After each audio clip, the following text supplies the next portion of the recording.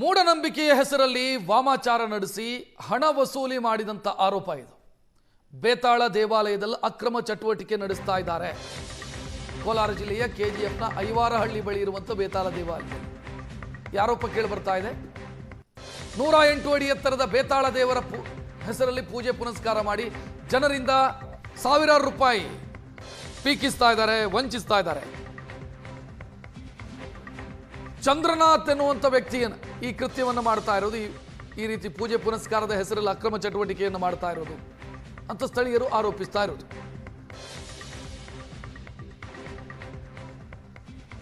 ಇದೇ ಬೇತಾಳ ದೇವಾಲಯ. ಬೇತಾಳ ದೇವಾಲಯದ ಹೆಸರಲ್ಲಿ ಮೂಢನಂಬಿಕೆ ಬಿತ್ತಿ ಜನರಿಂದ ದುಡ್ಡು ಪೀಕ್ತಾ ಇದ್ದಾರೆ. ಚಂದ್ರನಾಥ್ ಅನ್ನುವಂಥ ವ್ಯಕ್ತಿ ತನ್ನಂತಾನು ಅಘೋರಿ ಅಂತ ಹೇಳಿಕೊಳ್ತಾರೆ ಈ ಚಂದ್ರನಾಥ್. ಆದರೆ ಇದು ವಂಚನೆಗೆ ಹಾಕಿರುವಂಥ ಮುಖವಾಡ ಅಂತ ಸ್ಥಳೀಯರು ಆರೋಪಿಸ್ತಾ ಇರೋದು. ಇನ್ನು ಈ ಆರೋಪ ಜೋರಾಗ್ತಾ ಇದ್ದಂತೆ ಈ ದೇವಾಲಯದ ಮೇಲೆ ಅಧಿಕಾರಿಗಳು ದಾಳಿ ಮಾಡಿದ್ದಾರೆ. SP ನೇತೃತ್ವದಲ್ಲಿ ದಾಳಿಯಾಗಿದೆ. ದೇವಸ್ಥಾನದಲ್ಲಿ ದೆವ್ವ ಬಿಡಿಸೋದು, ಮಾನಸಿಕ ಹಿಂಸೆ ಕೊಡೋದು, ಕುಡಿತದ ಚಟ ಬಿಡಿಸ್ತೀವಿ ಅನ್ನೋ ಹೆಸರಲ್ಲಿ ಕಿರುಕುಳ ಕೊಡೋದು, ಇಂಥದ್ದೆಲ್ಲ ಆಗ್ತಾ ಇತ್ತು ಅಂತ ಸಾರ್ವಜನಿಕರು ದೂರ್ತಾ ಇದ್ದಾರೆ. ಇನ್ನು ಅಘೋರಿಯ ಮುಖವಾಡ ಹಾಕಿದ್ದಂಥ ಚಂದ್ರನಾಥನ್ನ ಪೊಲೀಸರು ಅರೆಸ್ಟ್ ಮಾಡಿದ್ದಾರೆ. ದೇವಸ್ಥಾನಕ್ಕೆ KGFನ SP ಶಿವಾಂಶು ರಜಪೂತ್ ಭೇಟಿ ಕೊಟ್ಟಿದ್ದಾರೆ.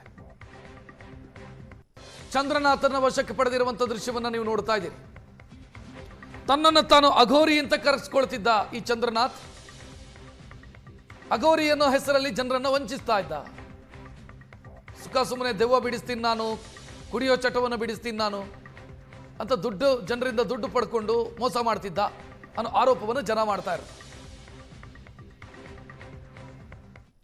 ಐಸಂಬಲ್ಲಿ ಪೊಲೀಸ್ ಸ್ಟೇಷನ್ ಲಿಮಿಟಲ್ಲಿ ಐವರಹಳ್ಳಿ ಒಂದು ಊರಿದೆ. ಇದು ಇಲ್ಲಿ ಬೇತಾಳ ಒಂದು ದೇವಸ್ಥಾನ ಥರ ಒಂದು ಕಟ್ಟಿದ್ದಾರೆ. ನಮಗೆ ಮಾಹಿತಿ ಬಂದಿತ್ತು ಇಲ್ಲಿ ಏನು ಇಲೀಗಲ್ ಆ್ಯಕ್ಟಿವಿಟಿ ಮಾಡ್ತಾರೆ. ಇಲೀಗಲ್ ಆ್ಯಕ್ಟಿವಿಟಿ ಮೀನ್ಸ್ ಅವರು ಯಾವುದು ಬ್ಲ್ಯಾಕ್ ಮ್ಯಾಜಿಕ್ ಮತ್ತು ಇನ್ಹ್ಯೂಮನ್ ಪ್ರಾಕ್ಟೀಸಸ್ ಈ ಥರ ಕಂಪ್ಲೇಂಟ್ ಬಂದಿತ್ತು. ಸೊ ಅದು ನಿಷೇಧ ಇದೆ ಕರ್ನಾಟಕ ಕಾನೂನು ಪ್ರಕಾರ. Karnataka prevention and eradication of inhuman evil activity and black magic act ಇದೆ, ಒಂದು ಕಾನೂನು ಇದೆ.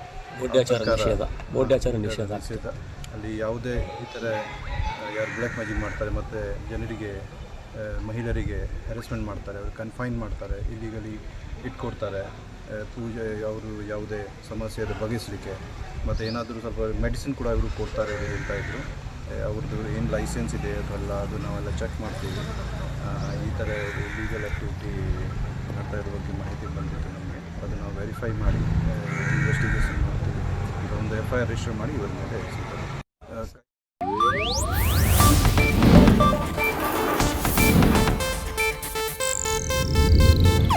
ಇದು ಏಷ್ಯಾನೆಟ್ ನ್ಯೂಸ್ ನೆಟ್ವರ್ಕ್ ಪ್ರಸ್ತುತಿ.